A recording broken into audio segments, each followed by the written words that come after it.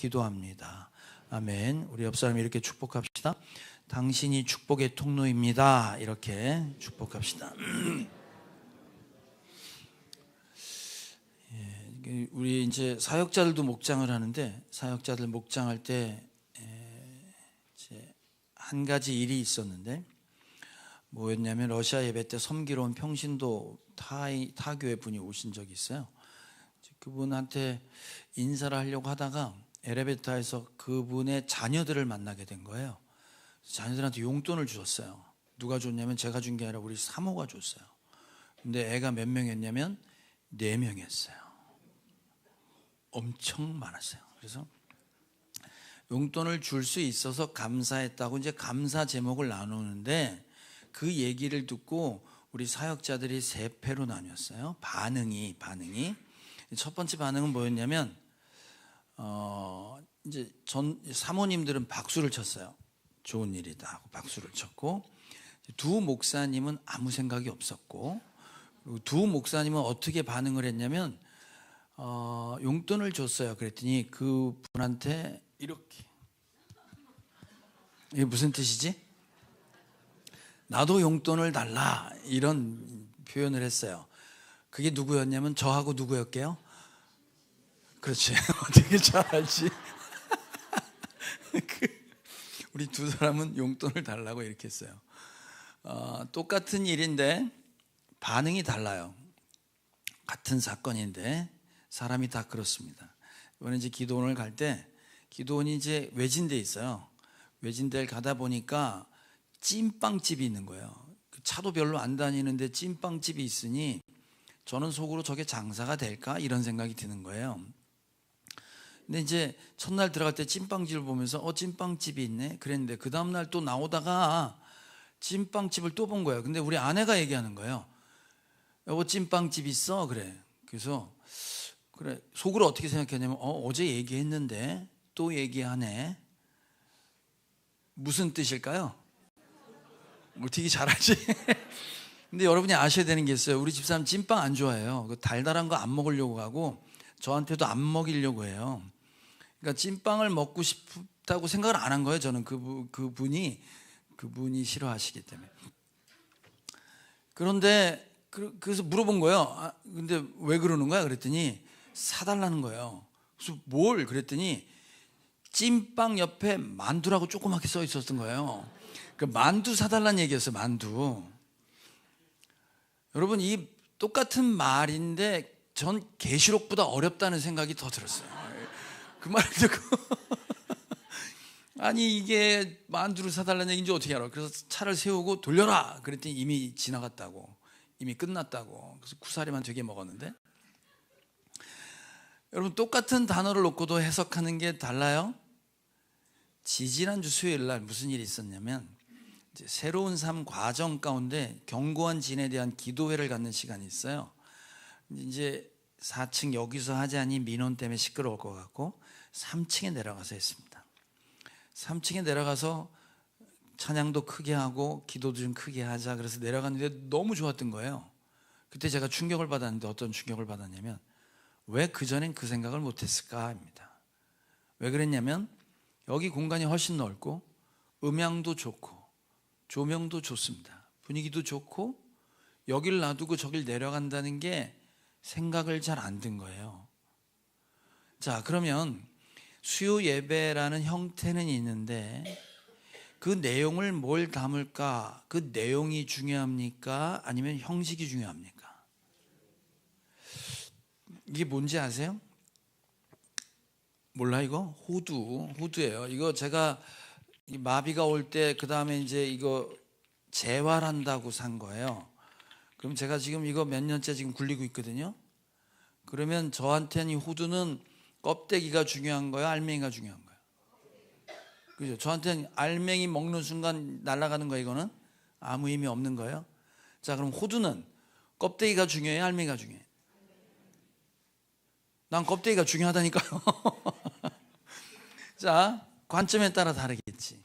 알맹이를 먹고 싶은 사람은 속이 꽉 찼거나 신선한 거를 요구할 거고, 저같이 껍데기를 가지고 사용하는 사람한테는 모양을 볼 거고, 뭐가 중요하냐 할 때 사실은 둘 다 중요합니다. 껍데기 없는 호두도 없고 알맹이 없는 호두도 없는 거예요. 자, 우리가 계시록 얘기를 듣고 있는데 네 번째 나팔을 부니 재앙이 쏟아져요. 재앙이라는 형식과 그림을 갖고 있는데 그 안에 내용이 뭘 담았냐에 따라서 여러 개로 해석할 수 있겠죠. 그죠? 자, 오늘 넷째 나팔을 부니까 어떤 일이 벌어졌냐고 하면 해, 달, 별이 빛을 잃었다 이 말이에요. 그럼 이거는 우리가 살아가는 세상에 빛을 비추는 거잖아요. 근데 이게 꺼진 거예요. 그러니까 오늘날로 따지면 전기 나간 거예요. 불이 꺼졌다 이 말이에요. 그러면 지금이야 핸드폰이 있으니까 깜깜하면 여러분 핸드폰 켜면 되잖아요. 근데 핸드폰 들고 다니기 전에 여러분 깜깜하면 어떻게 하셨어요? 그때 안 살았어요? 태어날 때부터 핸드폰이 있어. 후레쉬 갖고 있었죠. 후레쉬 있기 전에는 어떻게 했어요? 촛불을 들고 돌아다녔다고? 금방 꺼질 텐데. 그 전에는, 호롱불 전에는 자, 이게 얼른 상상이 안 가시나 본데 불을 비출 수 있는 게 없고 갑자기 어두워졌다. 낮도 밤처럼 깜깜해졌다. 옛날엔 불 밝힐 게 특별한 게 없었기 때문에 깜깜하면 그냥 못 움직이는 거예요. 그냥 자야 돼요. 오늘날 이게 어떤 재앙이냐면 여러분 지금 전구 따마가 나간 정도가 아니라 전기가 나갔다고 쳐봐요. 그럼 여러분 일상이 어떻게 될 것 같아요? 그렇지, 엘리베이터 안 될 거고 공장도 쓸 거고, 그죠? 인터넷 돼 안 돼? 인터넷 안 되지. 텔레비 키면 나와 안 나와?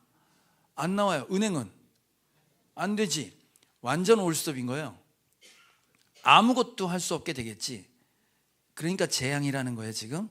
그러니까 해, 달, 별 빛이 비추는데 어두워졌다라는 이 형식은 과연 이스라엘 사람들에겐 어떤 내용으로 들렸냐. 제가 이 얘기를 오늘 왜 하냐면 몇 가지 내용을 포함하고 있습니다. 이게 한 가지를 뜻하는 게 아니에요.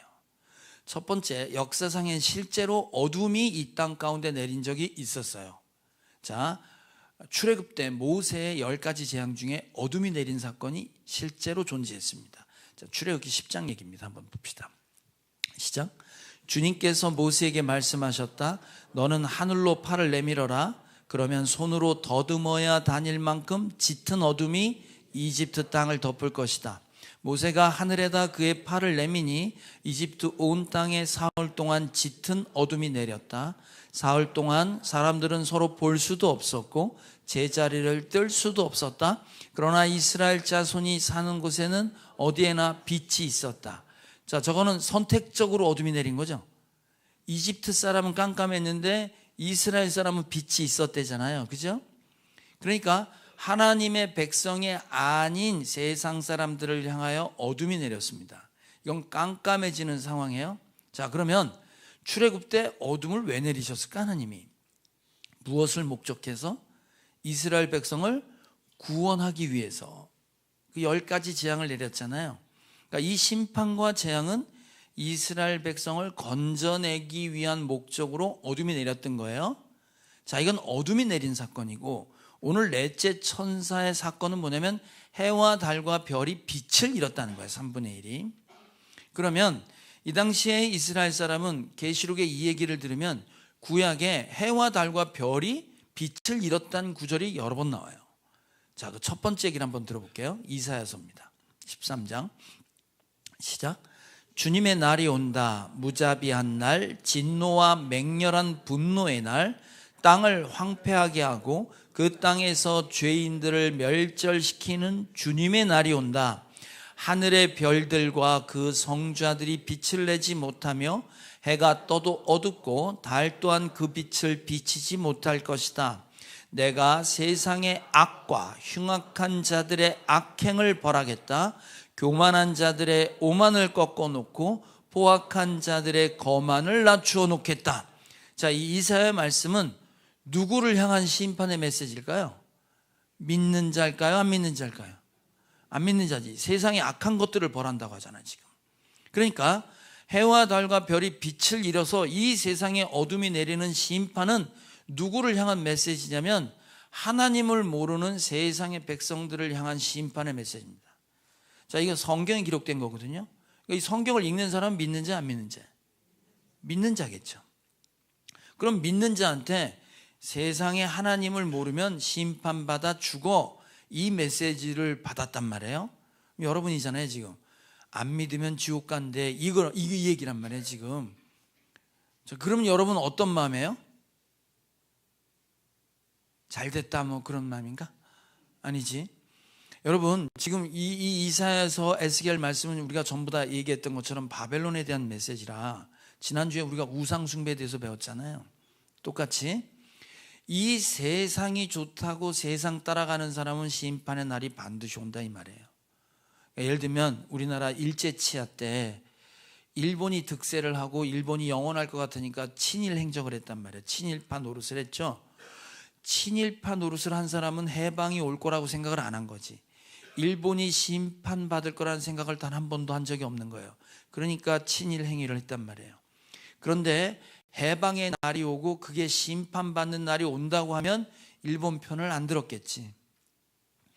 그런 것처럼 지금 우리에게 주는 메시지는 뭐냐면, 하나님 없는 백성들이 잘 나가는 것 같은데 그거 심판받을 거니까 거기에 마음 두지 마라. 이게 첫 번째 주는 메시지예요. 자, 두 번째, 해와 달과 별이 빛을 잃는 말씀이 또 있어요. 자, 요엘서에 나옵니다. 자, 요엘서 2장입니다. 자, 이건 어떤 메시지인가 한번 봐봐요. 시작. 그날에 내가 하늘과 땅의 징조를 나타내겠다. 피와 불과 연기 구름이 나타나고 해가 어두워지고 달이 핏빛같이 붉어질 것이다. 끔찍스럽고 크나큰 주의 날이 오기 전에 그런 일이 먼저 일어날 것이다. 그러나 주님의 이름을 불러 구원을 호소하는 사람은 다 구원을 받을 것이다. 시온산 곧 예루살렘 안에는 피하여 살아남은 사람이 있을 것이라고, 주님께서 부르신 사람이 살아남아 있을 것이라고 주님께서 말씀하셨다. 이 요엘서의 말씀은 뭐냐면, 내가 그날이 오면 남종과 여종에게 영을 부어주겠다 했던 메시지 바로 뒤에 나오는 맥이에요.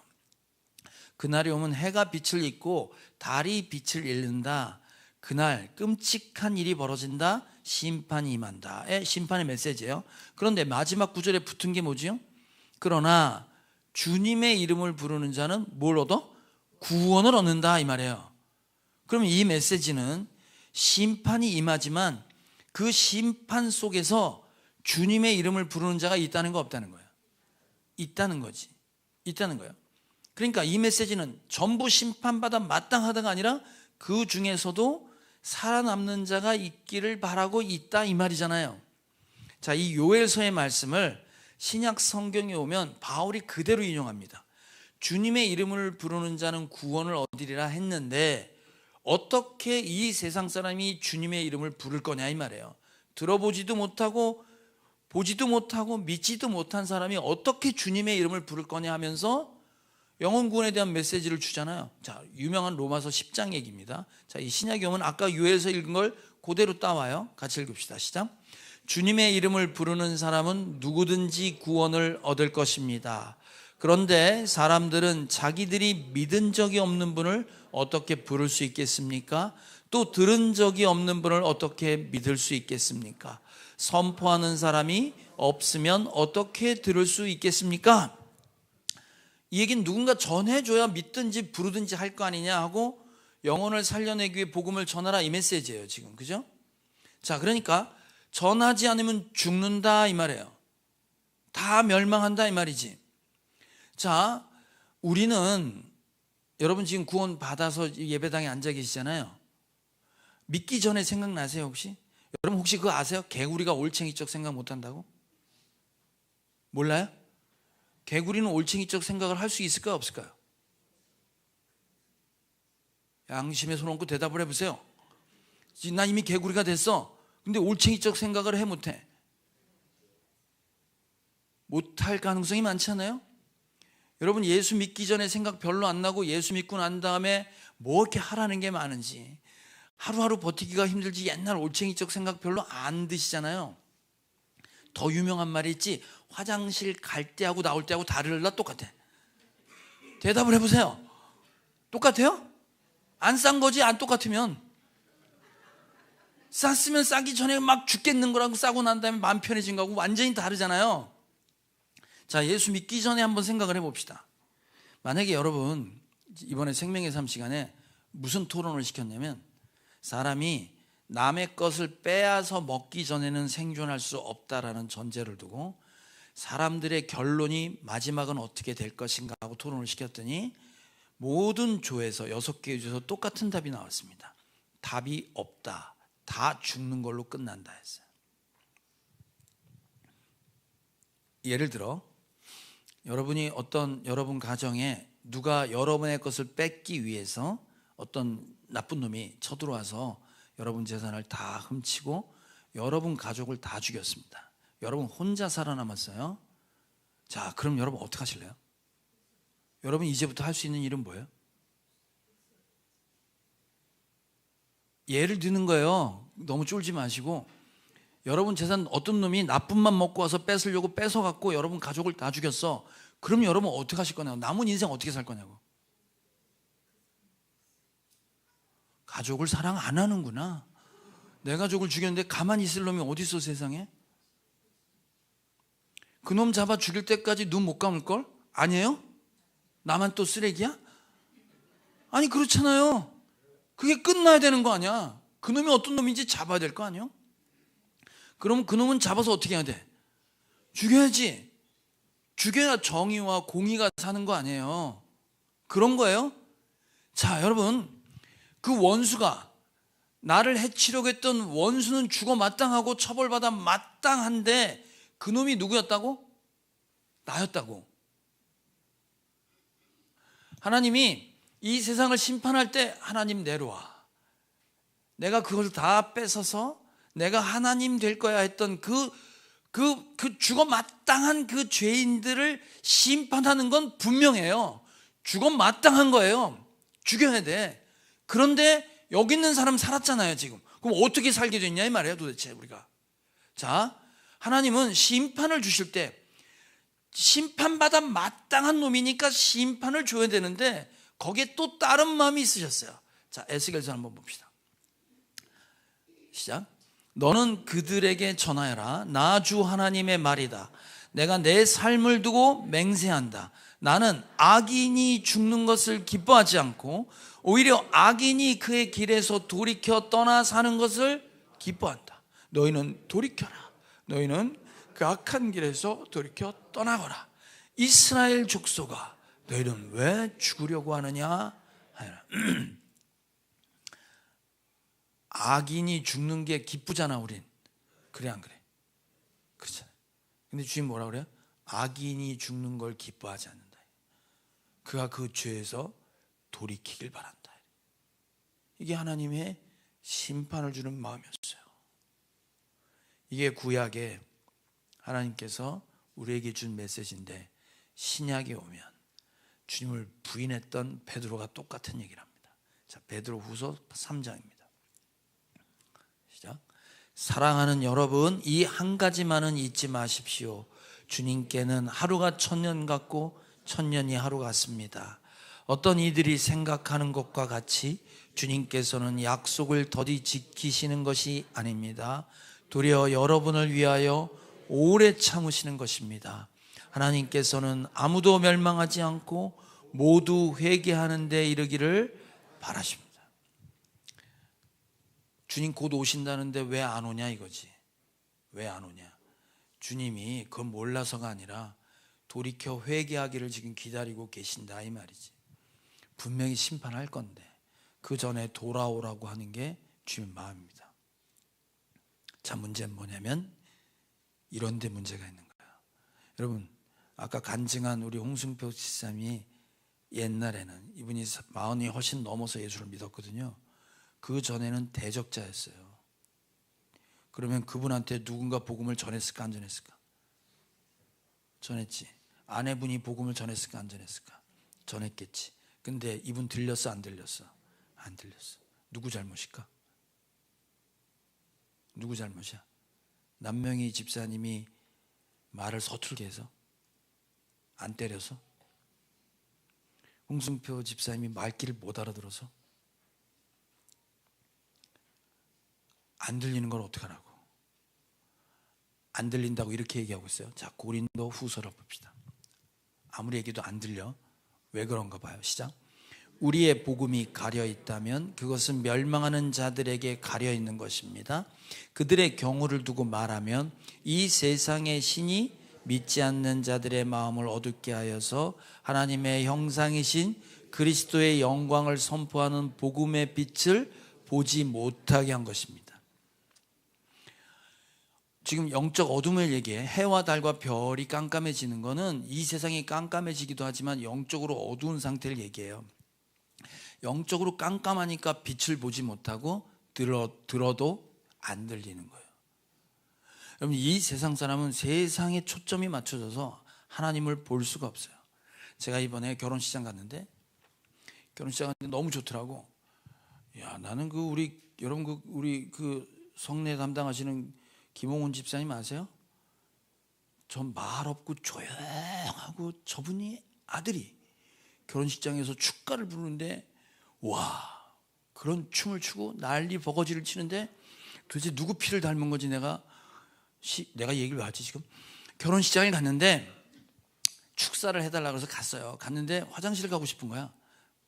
1시간 반 차를 타고 왔으니까. 화장실을 갔는데 큰 로비 앞에 화장실 2개가 있는데 남자 화장실, 여자 화장실이 까만 플라스틱 판에 여자하고 남자 모습이 거의 비슷하게 그려져 있는 거예요. 그러니까 나는 보고 둘 다 여자 건 줄 알았어. 왜 사람 많은 데는 여자가 많으니까 남자 화장실은 다른 층에 있겠다 생각을 한 거예요. 그리고 계속 화장실 표지판만 보고 앞을 가고 있는데 누가 갑자기 내 앞에 확 나타나. 그래서 보니까 제가 신앙생활 처음 할 때 교회 같이 다녔던 분이 오늘 예식장에 제가 온다는 얘기를 듣고 기다렸다는 거야. 그 권사님이 기다렸다가 저를 보고 반갑게 인사하는데 나는 그분이 보였어, 안 보였어? 안 보였어. 그분은 저기서부터 내가 오는 거를 계속 쳐다보고 있었는데 나는 화장실만 봤어. 여러분, 사람이 이렇게 돼요. 내가 돈에 눈이 멀면 아무것도 안 보입니다. 맞아, 안 맞아요? 세상의 돈이나 권력이나 우상에 눈이 멀고 내 욕심에 멀면 하나님이 안 보이고 안 들리게 돼 있어요. 지금 그렇단 얘기예요.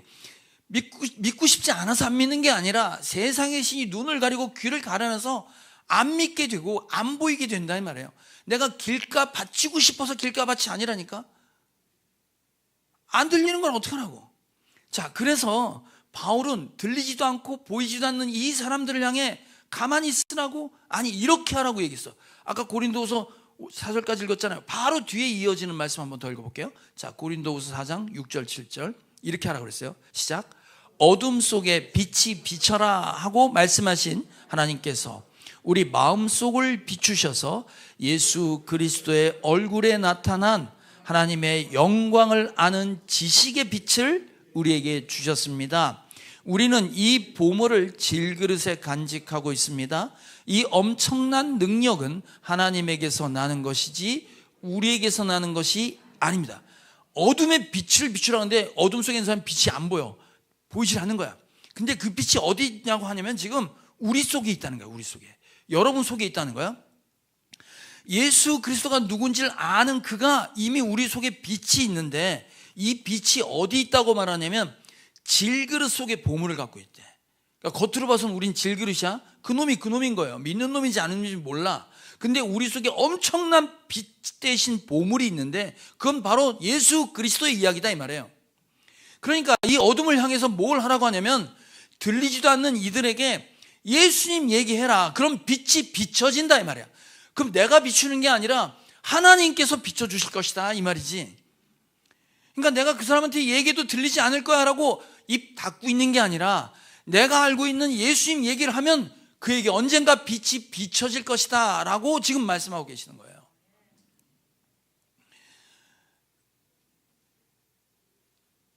여러분, 그 세월호 사건 아시죠? 그때 어른들이 뭐라고 그랬어요? 나오라고 그랬어요? 가만히 있으라고 그랬어요? 가만히 있으라고 그랬어요. 여러분 같으면 가만히 있으라고 할 거예요? 아니지. 가만히 있다 다 죽는 걸 아는 사람이 그 현장에 있었다면 그 사람은 나오라고 했을까? 가만히 있으라고 했을까? 나오라고 했지. 난리 쳤을걸? 여러분 같으면 가만히 있겠냐고. 나오라고 소리 지르는 게 아니라 별짓 다 했겠지. 그런데 가만히 있는 거야. 가만히 있어. 그럼 어떻게 되는 거야? 그럼 누굴 죽여야 돼? 가만히 있는 놈을 죽여야 돼? 가만히 있으라고 한 놈을 죽여야 돼? 대답을 하세요. 그지? 대답하셨어요? 자, 성경 하나 읽을 테니까 양심에 손을 얹고, 자, 에스겔 33장입니다. 시작. 너 사람아, 내가 너를 이스라엘 족속의 파수꾼으로 세웠다. 그러므로 너는 내가 하는 말을 듣고 나를 대신하여 그들에게 경고하여라. 내가 악인에게 말하기를 너는 반드시 죽을 것이다 하였는데도 네가 그 악인에게 말하여 그가 악한 길을 버리고 떠나도록 경고하지 않으면 그 악인은 자신의 죄가 있어서 죽을 것이지만 그 사람이 죽은 책임은 내가 누구한테?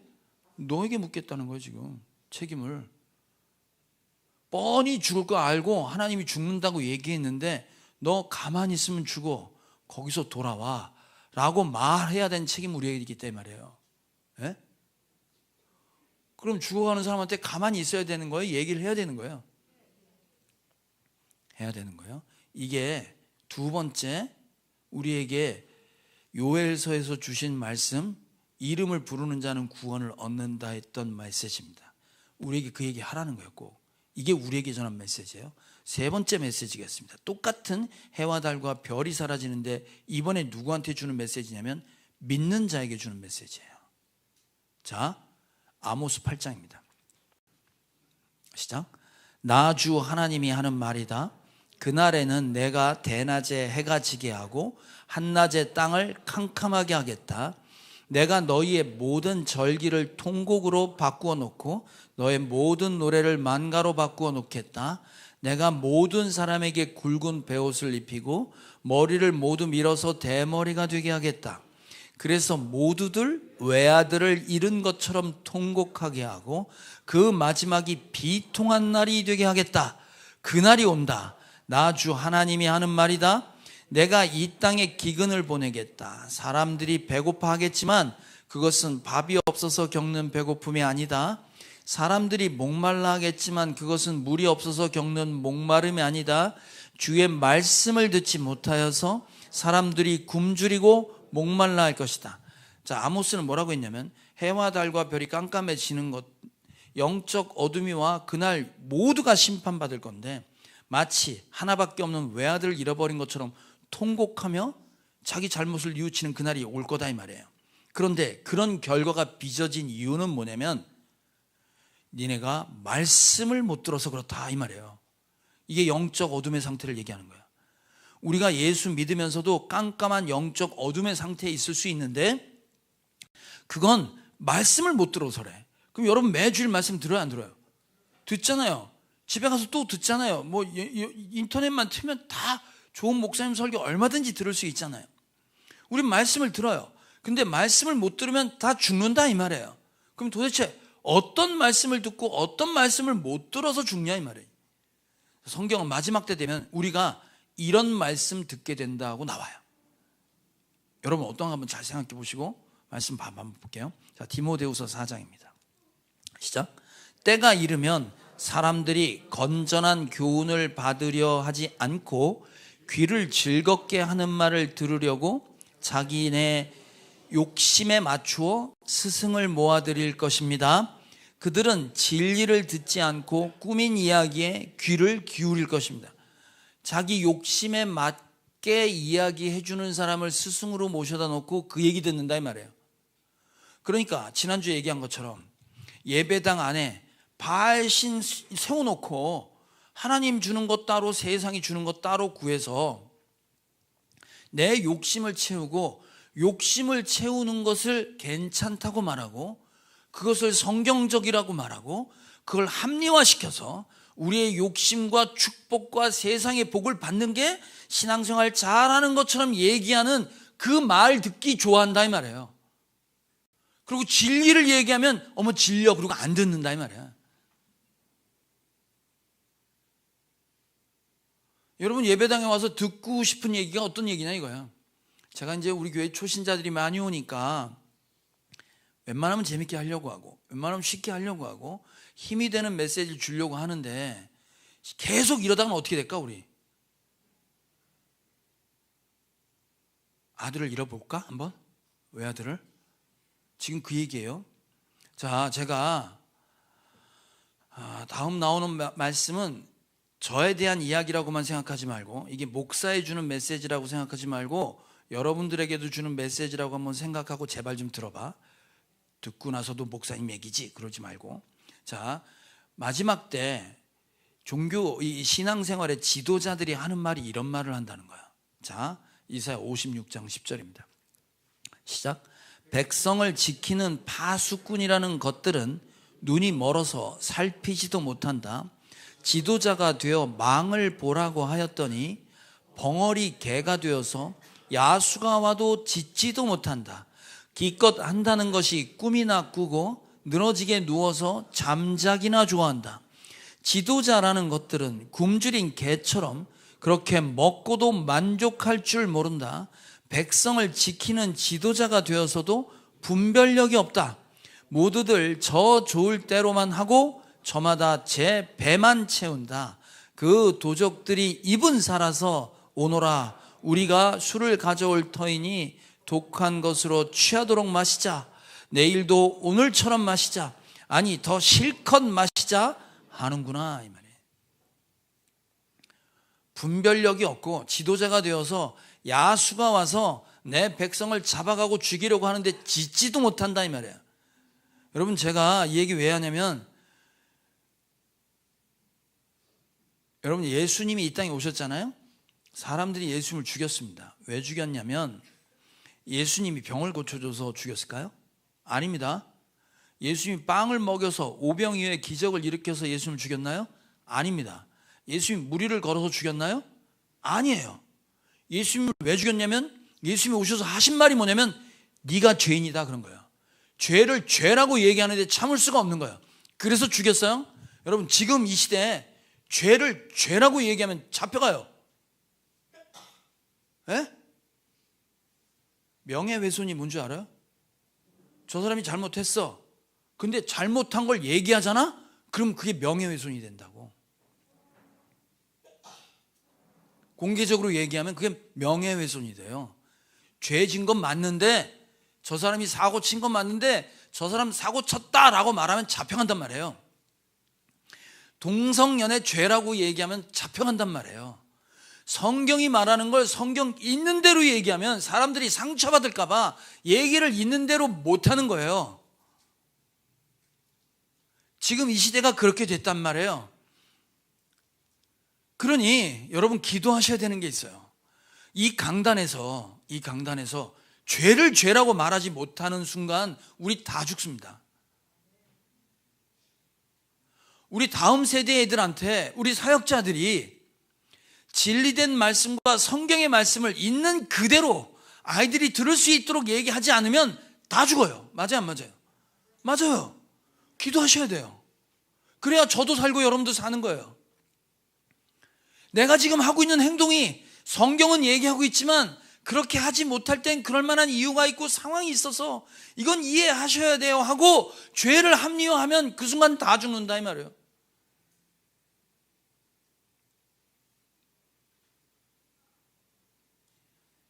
지난주에 무슨 일이 있었냐면 제가 이제 목요일 날 했어요. 목요일 날 생명의 삶 마지막 강의할 거 정리하고 있는데 어떤 분이 찾아오셨어요. 찾아오셔서 인사를 하는데 외부인이에요. 우리 교인이 아니야. 성당 다니시는 분하고 이제 교회 방학 중인 분이 왔는데 이분들이 왜 왔냐면 시설을 빌려달라고 오신 거예요. 우린 빌려주잖아요. 쓰시라고. 그리고 이제 얘기를 하다 보니까 이분들이 뭐라고 하냐면 성당 다니시는 분이 교회나 성당이나 똑같잖아요 그러는 거예요. 그러면서 뭐라고 하냐면 우리도 하느님을 믿어요 그래요. 누굴 믿는다고? 느님. 성당 다니시는 분은 하느님이라고 해요. 하늘님 그래서 천부 하늘, 하느님이라고 그래요. 우리는 뭐라 그러지? 하나님이라고 그래요. 여러분, 성당 다니는 거하고 교회 다니는 거하고 같을까요? 다를까요? 달라요. 달라요. 한 분은 교회를 오래전에 다니시다가 방학 중이야. 근데 옆에 분이 이분이 방학 중이에요. 그랬더니 아니야, 나 섬기는 교회 있어. 그러는데 앞면에 거짓말 딱 써 있는 거예요. 세 분하고 얘기하고 있는데 시간은 다가오고 이분들은 믿지 않는 분들이고 어떻게 하면 좋을까? 어떻게 하면 좋을까? 여러분 같으면 어떻게 하실래요? 생명의 삶을 적고 그분들하고 앉아서 하느님은 잘못된 거예요 하고 논쟁을 벌일까? 제가 그때 돌아와서 생명의 삶을 다 끝내놓고 마음속에 그분들이 남은 거예요. 야, 이분들 하나님을 모른다고 하면 하나님을 알도록 해야 되는데, 그때 큰 깨달음이 있었습니다. 저한테. 어떤 마음이냐면 이걸 포기하고 이분들한테 매달려서 이분들하고 시간을 갖고 신뢰를 쌓는 게 맞겠다, 이것도 맞는데 그런 생각이 든 게 아니고 제 마음속에 어떤 생각이 드냐면 하나님 나라는 나 혼자 하는 게 아니구나 라는 생각이었어요. 누군가 그분들을 좀 맡아줬으면 좋겠다 라는 생각이 드는 거였어요. 물론 뭐 제일 먼저 생각나는 건 우리 사역자들, 나랑 같이 순교할 그 사역자들이 와서 했으면 좋겠다는 마음이 있는데, 중요한 건 뭐냐면 저분들을 향한 마음이 어떤 마음을 갖고 있는 사람들이어야 할까라는 겁니다. 여러분, 제가 아까 홍승표 지사님 얘기했잖아요. 그분들이 섬기는데 고급스러운 걸로, 좋은 걸로, 돈으로만 섬겼다면 내가 이렇게 마음의 변화가 있었을까? 아니지. 그분들이 영혼에 대한 마음을 갖고 있는데 섬겼더니 그런 마음이 계속 남는 거잖아요. 똑같이 잃어버린 영혼들을 향하여 어떤 마음을 갖고 있는 사람이 있어야 그와 함께 동역을 하고 사람을 살려낼 수 있을까 하는 겁니다. 여러분 옆에, 여러분 가족 중에 안 믿는 사람이 있어? 그 사람을 누구한테 부탁한다면, 어떤 분한테 우리 엄마 좀, 우리 아버지 좀, 내 아들 좀, 내 딸 좀 어떻게 좀 해봐줘요 하고 누구한테 부탁할 때 그 사람 누구 찾아갈 거예요? 어떤 분 찾아갈래요? 많이 배운 사람? 재밌는 사람? 어떤 사람? 돈 많은 사람? 누굴 찾아갈 거예요? 여러분, 예수님이 한 번은 이랬습니다. 예루살렘에 입성하는데, 예루살렘에 이스라엘 백성들이 다 있잖아요. 막 환호하고 난리가 났어. 그런데 예수님은 이스라엘 도성을 바라보며 어떻게 했냐면 우셨어요. 왜 울었냐면 이래서 울었대요. 자, 누가복음 19장입니다. 시작. 예수께서 예루살렘 가까이 오셔서 그 도성을 보시고 우시었다. 그리고 이렇게 말씀하셨다. 오늘 너도 평화에 이르게 하는 이 일을 알았더라면 좋을 터인데 그러나 지금 너는 그 일을 보지 못하는구나. 뺏어야만 사는 이 세상 속에서 진짜 평화가 여기 있는데 니네는 평화를 볼 줄 모르는구나. 그게 안타까워서 우셨다는 거예요. 예수님 이스라엘 백성 한 사람 한 사람 때문에 우셨습니다. 자, 그럼 질문해 볼게요. 저 38살에 예수 믿었거든요. 그럼 저를 위해서 운 사람이 있을까요, 없을까요? 있지. 누가 제일 먼저 울었을까?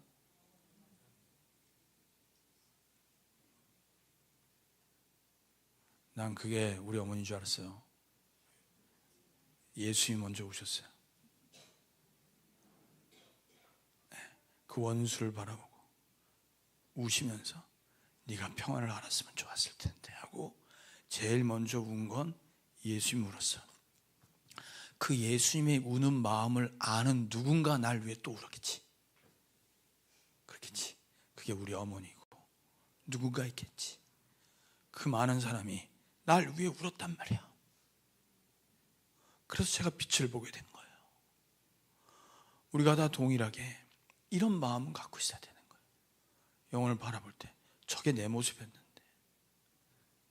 주님이 이 죽어 마땅한 이 원수를 돌이키기를 원하셔서 날 위해 울어주셨는데 누군가를 위해 울어야지. 어저께 갑자기 어느 분한테 모르는 전화로 전화가 왔습니다. 목소리를 딱 들었는데 목소리가 쉰 목소리야. 누구누구 목사입니다 그러는 거예요. 처음 보는 목사님이라 누구세요? 그랬더니 뭐라고 하냐면 이렇게 얘기하는 거예요. 제가 옛날에 처음 전도사일 때 교회를 그만두고 나올 때 그 교회 막 오셨던 전도사님이래. 찬양하는 전도사님이었는데 이분이 목사가 됐다는 거예요. 그래서 연수동에 개척을 하고 지금 그러니까 저보다 먼저 개척을 한 거야. 개척을 해서 지금까지 목회를 잘하고 있는데 제 얘기는 들었는데 전화번호를 몰랐다가 우연한 기회에 전화번호를 알게 돼서 전화했다는 거예요. 근데 이분 목소리가 왜 기도 많이 한 목사님 목소리 있잖아. 그래서 나 이 사람이 누군지 몰랐어. 그래갖고 영상을 찾아봤단 말이에요. 영상을 찾아봤더니 얼굴을 보니까 알겠는 거야. 옛날에 그 재밌고 아주 그런 친구였는데 이분이 지금 어떻게 변했냐면 예배하는 걸 보니까 시작부터 쥐야 이러는 거예요. 막 불로불로 하는 교회가 된 거예요. 그래서 그 주일 예배 영상을 보고 내가 처음 느낌이 뭐였냐면 이런 거였어요. 좀 심하다. 좀 심하다 이런 생각이 들었어요. 근데 그분 메시지를 들었어요. 제가 2편을 들었는데 2편을 듣고 난 다음에 제가 엄청 회개했어요. 이분한텐 영혼에 대한 뜨거움이 있는 거야. 부르짖고 다 같이 이 사람 좀 살려냅시다 하는 그런 부르짖음이 그 안에 있더라고. 근데 내가 처음 들었던 반응은 뭐였냐면 심하다 했어. 그 순간 내가 나를 돌아보니 내가 영혼에 대한 마음이 없는 건 아닌데 내가 처음 예수를 믿고 잃어버린 영혼들을 살려달라고 했던 그 야성이 많이 죽은 걸 제가 봤어요. 담임 목사가 그러니 부사역자 말할 것도 없고 나머지도 그렇겠지 라는 마음이 드니까 회개가 되는 거예요. 언젠가부터 우리 안에 이거 죽는 거 뻔히 아는데 그냥 가만히 있는 거지.